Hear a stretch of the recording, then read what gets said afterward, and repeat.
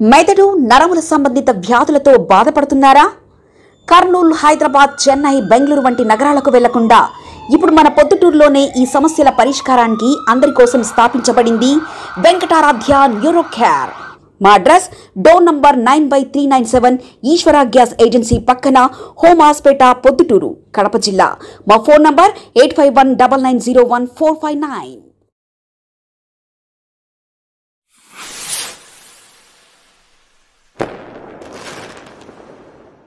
మీ బిడ్డ ఒక్కడే ఒక వైపున ఉన్నాడు. ఫలాన్ని మంచి చేశాము అని చెప్పుకునే దానికి ఒక్కటంటే ఒక్కటి లేని వాళ్ళంతా కూడా ఈ రోజు ఏకమవుతా ఉన్నారు. మీ ఇంట్లో మంచి జరిగి ఉంటే మీ బిడ్డకు తోడుగా మీరే నిలబండి, మీ బిడ్డకు సైనికులుగా మీరే కదలండి.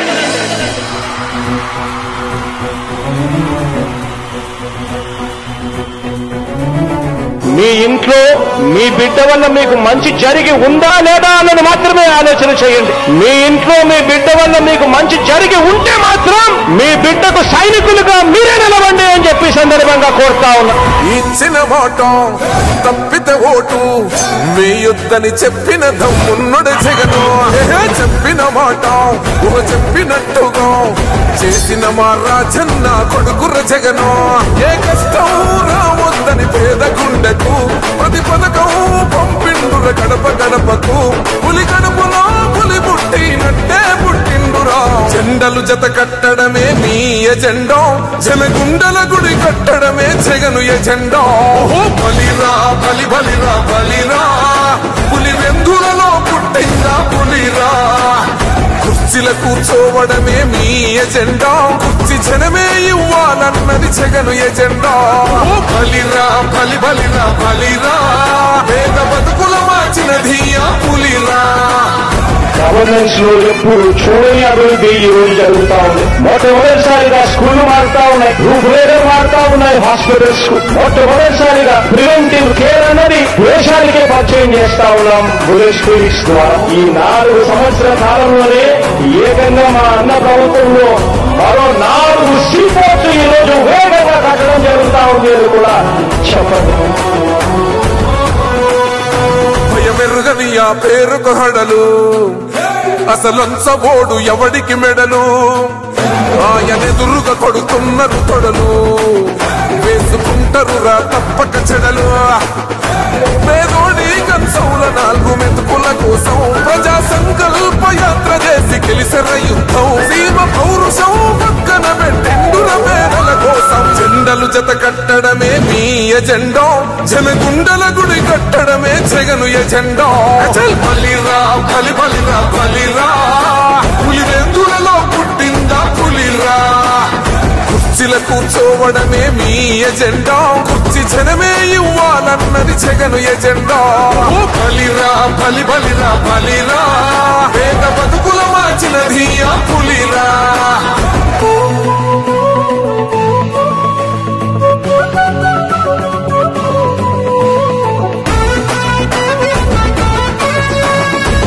జగన్ అనే వ్యక్తి క్రెడిబిలిటీ ఏ స్థాయిలో ఉంది అంటే మా ఇంటికి తెచ్చిండు ప్రభుత్వం, మా చేతికి ఇచ్చిండుర పథకం. మా పంటకు తెచ్చిండుర పైరు, మారింది పల్లె బతుకుల తీరు. రైతు కూలన్నల నేత కలర మన జగనన్నో, అదృష్టం మన తోడై ఉన్నడు రాజన్నో.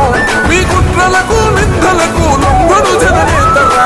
జెండలు జత కట్టడమే మీ ఎజెండా, జనగుండల గుడి కట్టడమే జగను ఎజెండా.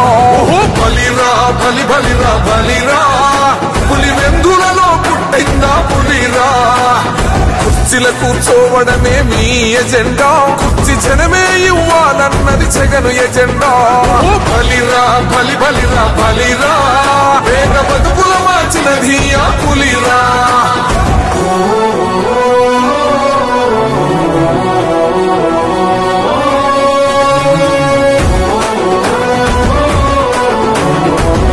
నీవే సారథి నీవే వారధి నీవే పిడికిలి పార్టీకే, నీవే చమురివి నీవే వెలుగువి నీవే అండవి జెండాకే. ఏం తగిలిన గాయాలే నీ సహనము చూపావే, ఏం అదరక ఏం బెదరక ముందుకు చూపావే.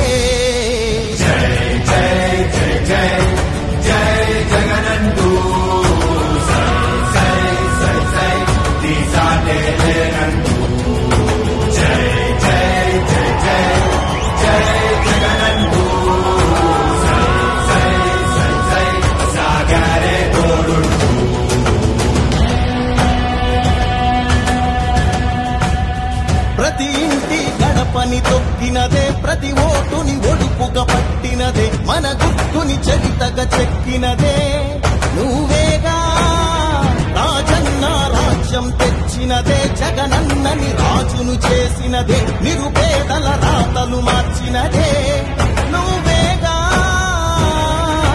మరిగిన నెత్తురు నీ దశలే రగిలితే నిప్పుల ఉప్పెనలే ఎదురుగా నిలబడు శత్రువులే ఎవరంట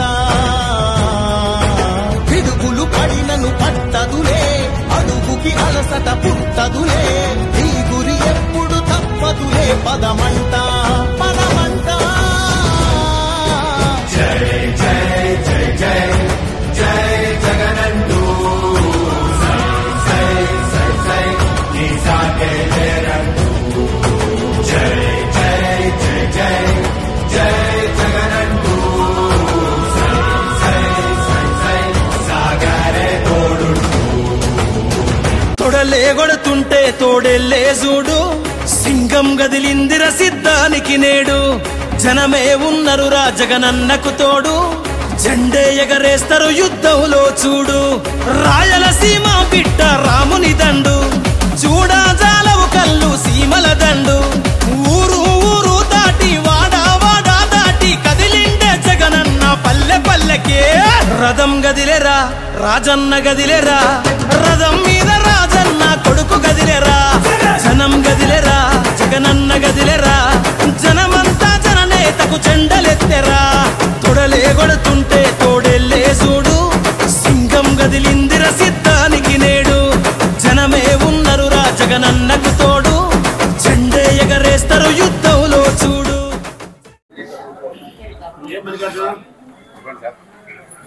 సంవత్సరమైంది మీ మా ప్రభుత్వం ఏర్పడి ప్రభుత్వ ఉద్యోగస్తులుగా మీరు, ప్రజాప్రతినిధులుగా మేము, ప్రజలుగా వాళ్ళు, అందరికీ సంబంధించిన ప్రభుత్వమే. మీది అనను, మనది అంట. మన ప్రభుత్వం ఏర్పడి సంవత్సరమైంది. ఇందులో మీకు ప్రధానమైనటువంటి బాధ్యత ఉంది.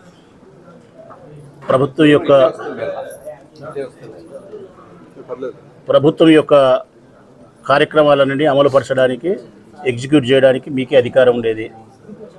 ఒకవేళ మాకేదైనా ప్రజలకు ఏదైనా సమస్యలు వస్తే నేరుగా ముఖ్యమంత్రిని కలవలేం కాబట్టి, క్యాబినెట్ను కలవలేం కాబట్టి, వాళ్ళ రిప్రజెంటేటివ్గా ఇక్కడ ప్రజాప్రతినిధులు, ఎగ్జిక్యూట్ చేసే ప్రభుత్వ అధికారులుగా మిమ్మల్ని కలిసి మా సాధక బాధలు చెప్పుకునే అవకాశం ఉంది.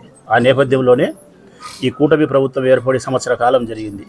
ఈ సంవత్సర కాలానికంటే ముందు కూటమి గెలవడానికి ఏమైతే హామీలు ఇచ్చినారో, సూపర్ 6 అనే హామీలు, ఇంకా మేనిఫెస్టోలో పొందుపరిచిన 143 హామీలు.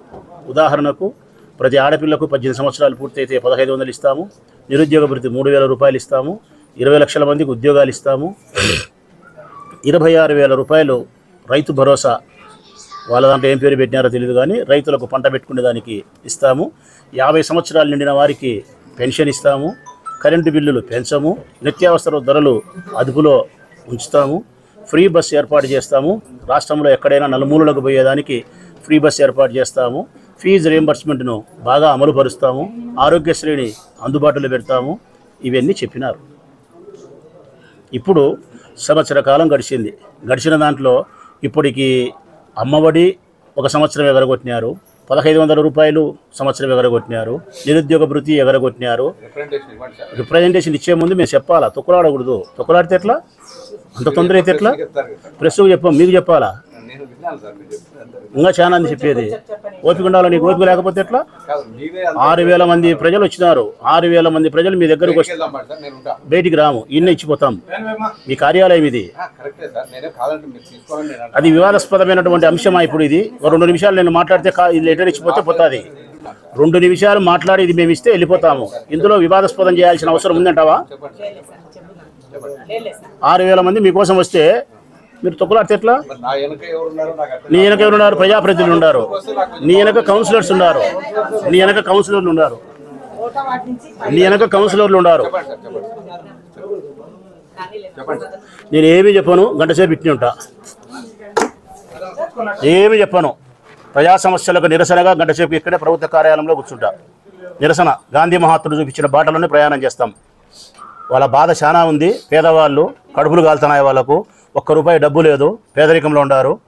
రైతులు చాలా అల్లాడిపోతున్నారు. 26,000 రూపాయలు ఎక్కిలే, అమ్మఒడి వేయలే, బస్సు పెట్టలే, గ్యాస్ సిలిండర్ అందరికీ బల్లే, 50 ఏళ్ళకి పెన్షన్ కావాలంటున్నారు, 1,500 రూపాయలు అందరికీ ఇవ్వాలంటున్నారు ఆడపిల్లలకు. ఇవన్నీ చేయలే. చాలా పేదరికం నుండి కుటుంబాలు అల్లాడిపోతున్నారు కాబట్టి వాళ్ళ కోసం మేలు చేయమని చెప్పి అడగడానికి మీ దగ్గరికి వచ్చినాం. మీ ద్వారా ప్రభుత్వానికి విజ్ఞప్తి చేయడానికి వచ్చినాం. ఎంతో కష్టపడి ఇంత దూరం 6,000 మంది కుటుంబ స్త్రీలు మీకోసం వచ్చినారు. వాళ్ళ కష్టాన్ని మీరు పెద్ద హృదయంతో చూడాల్సిన అవసరం ఉంది. మీ హృదయంతో చూసి, మీ మెదడుతో ఆలోచన చేసి ప్రభుత్వానికి మా బాధను మీ బాధగా భావించి సక్రమైన పద్ధతిలో మానవతా హృదయంతో చట్టానికి లోబడి ఒక అధికారిగా, ఒక మనిషిగా ప్రభుత్వానికి చెప్పాల్సిన బాధ్యత మీకు చాలా ఉంది. చాలా తొక్కులాడాల్సిన అవసరం లేదు. ఎల్లకాలం ఇట్లనే ఉండవు. కాలాలు మారుతాయి, ప్రభుత్వాలు మారుతాయి. ఈరోజు ప్రజలకు వ్యతిరేకంగా ఎవరైనా వ్యవహరిస్తే, ప్రజాస్వామ్యానికి భిన్నంగా ఎవరైనా వ్యవహరిస్తే, ఏ ప్రభుత్వ అధికారి వ్యవహరించినా కూడా రేపొద్దున ప్రజాస్వామ్యంలో సమాధానం చెప్పాల్సినటువంటి బాధ్యత ఉంటుంది. నేనైనా, మీరైనా, ఎవరైనా ఈ ప్రజలకు లోబడి ఉండాల్సినదే. ఈ ప్రజలు ఇచ్చిన వేతనాలతోనే మనం జీవిస్తున్నాం. ఈ ప్రజలకు ఇచ్చినటువంటి మాట మనం చెల్లించాల్సిన అవసరం ఉంది. ఎగ్జిక్యూట్ చేయాల్సిన బాధ్యత మీకుంది. తొక్కులాడితే ఎట్లా?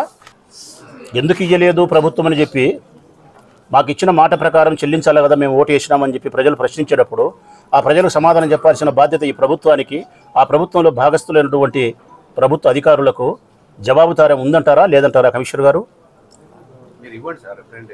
ఇస్తాము. జవాబుదారీతనం ఉందంటారా లేదా? నేను బూతులు మాట్లాడలే, స్వచ్ఛమైన తెలుగు గౌరవప్రదమైన భాష మాట్లాడతానా? నువ్వు ఇచ్చుకో, నువ్వు ఇచ్చుకో.